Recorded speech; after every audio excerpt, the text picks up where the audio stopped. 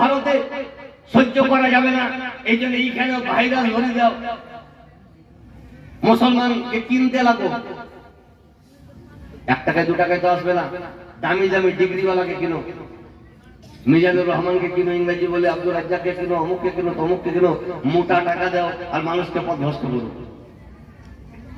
ইমামে শাফি বলছিল সব বেদাত খারাপ না, আর সাহাবী বলছেন যে সব বেদাত খারাপ নয়, আর ওয়াহাবি বলছে সব বেদাত খারাপ।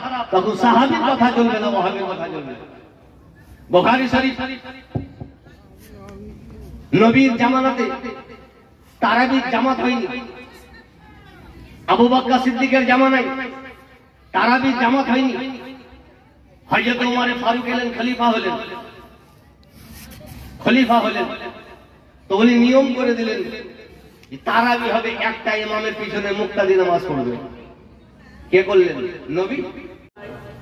এটা নবীর জামানায় ছিল না, আবু বকর সিদ্দিকের জামানায় ছিল না, ওমর ফারুকের জামানায় ছিল না, ওসমান গনির জামানায় হলো। তাহলে নবীর জামানাতে ছিল না, ওসমান গনির জামানায় এলো, এটা বেদাত। আর এই বুঝো সব বেদাত খারাপ। তাহলে বলুন, ইনি আজান চালু করে বেদাত করলেন না ভালো কাজ করলেন? আব্দুর রাজ্জাক বলেছিল যে বেদাত করেছে, এমান থাকবে। আমার মতন মৌলবীকে তুমি ফতোয়া দাও, চলবে, গ্রামের লোক বিচার করে মীমাংসা করে দিবে। কিন্তু সাহাবীর উপরে কেউ যদি হাত তোলে তো দুনিয়ার মানুষ তাকে সুবহানাল্লাহ ক্ষমা করবে না, কারণ তোমার কথাতে শরীয়ত চলে না, নবী ও সাহাবীর কথাতে শরীয়ত চলে। যার উপরে নবী স্যাটিসফাই করে মোহর লাগিয়ে দিয়েছে যে আমার সুন্নতকে ফলো করো, আমার খোলাফায়ে রাশিদিনের সুন্নতকে ফলো করো। এহেন অপব্যাখ্যা চলছে আমাদের পশ্চিমবঙ্গে। এহেন অবস্থায় কি করবেন? আহলুস সুন্নাত ওয়াল জামাতের যে আকীদা, এহেন আকীদাতে থাকতে হবে, তবেই আপনার ঈমান মজবুত থাকবে। নচেত ঈমান রাখা আর হাতে আগুন রাখা সম্ভব হবে, ঈমান রাখা সম্ভব হবে না। চতুর্দিকে আপনার ঈমান নষ্ট করার চেষ্টা করছে, আর এর পূর্ণ সহযোগিতা আমেরিকা করছে, আর অর্ধেক সহযোগিতা সৌদি সরকার করছে। সৌদি সরকারের জাকাতের টাকা কয়েক হাজার মিলিয়ন কোটি ডলার টাকা সারা পৃথিবীতে ওয়াহাবিয়াত প্রচারের জন্য ব্যয় করে, আমেরিকা ইসলামকে নষ্ট করার জন্য ব্যয় করে। এই জন্য কোন শিক্ষিত যদি ওই লাইনে পা দিয়ে দেয় তো 2 লাখ টাকা পাবে। আজ শিবনগরের লোক একটা মসজিদ তৈরি করতে পারছে না, খুব কষ্ট করে। এটা আজ করা যদি হয় তো 5 স্টারের মতন, হোটেলের মতন মসজিদ তৈরি করে দেবে। পাচ্ছে কোথা থেকে? জমি বিচি না, আমেরিকা, মেড ইন আমেরিকা। মুসলমান হয়েছি, এর উপরে আমরা গর্বিত। এই জন্য এহেন বাতিল বাদুড় মৌলবীদের বক্তব্য শুনে নিজের ঈমানকে নষ্ট করবেন না। এতদিন যা শুনেছেন, আজ থেকে ওয়াদা করেন যে এহেন বাতিলদের বক্তব্য শুনবো না, এহেন হুসুটা মৌলবীদের বক্তব্য শুনবো না। যারা নিজেই দাঁতে নি ওদের বক্তব্য শুনে আপনি নিজের ঈমানকে নষ্ট করবেন না। মামুনকে বলছি যে তোমরাও সাবধান, যে এহেন ফালতু মৌলবীদের বক্তব্য শুনবা না। এদের কাজ হচ্ছে তোমার ঈমানকে নষ্ট করা। যা আমি কয়েকটা মোটা মোটা উদাহরণ দিলাম, আরো ছোটখাটো তো আছে, সুবহানাল্লাহ, হাজার হাজার আছে। সব বলতে গেলে কয়েক হাজার চলে আসবে। মোটা মোটা বললাম, যাদের কাজ হচ্ছে কোরআন হাদিসের খেলাফ, এরা পয়সা পায়।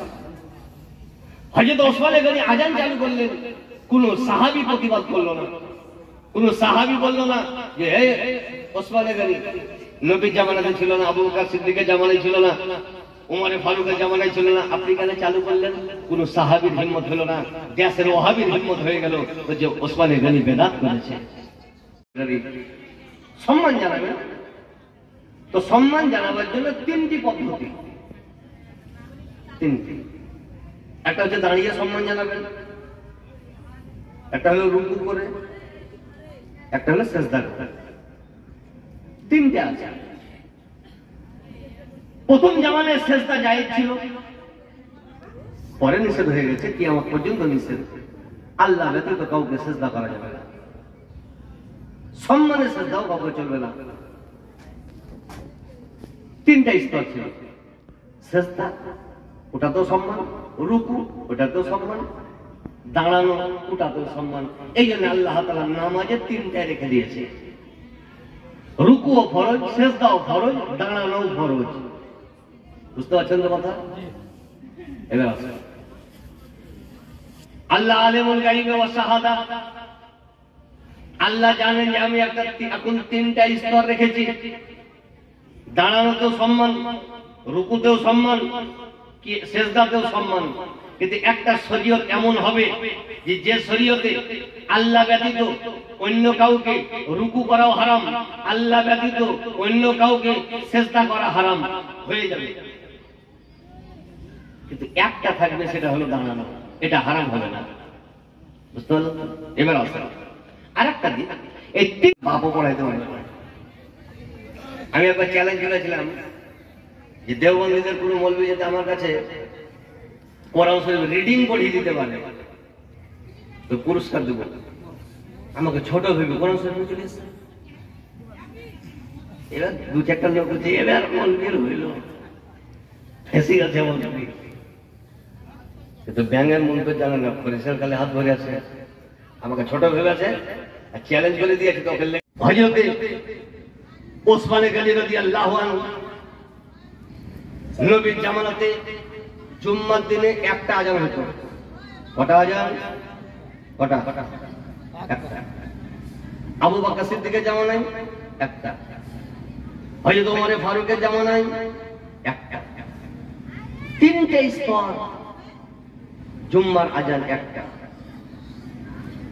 হযরত ওসমান গনি খলিফা হলেন, তো উনি প্রথম একটা আজান চালু করে দিলেন, যেটা আমাদের কোথাও 12টা 10-এ, কোথাও 12টা 15-তে,